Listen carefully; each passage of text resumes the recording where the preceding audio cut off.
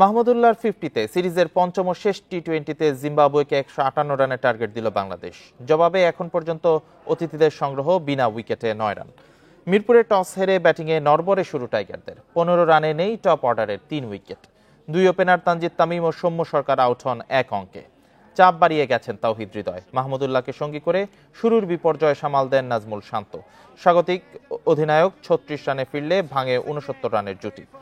এক প্রান্ত আগলে 36 বলে 50 তুলে নেন মাহমুদুল্লাহ। সেট হয়ে ইনিংস লম্বা করতে পারেননি সাকিব, থামেন 21 রানে।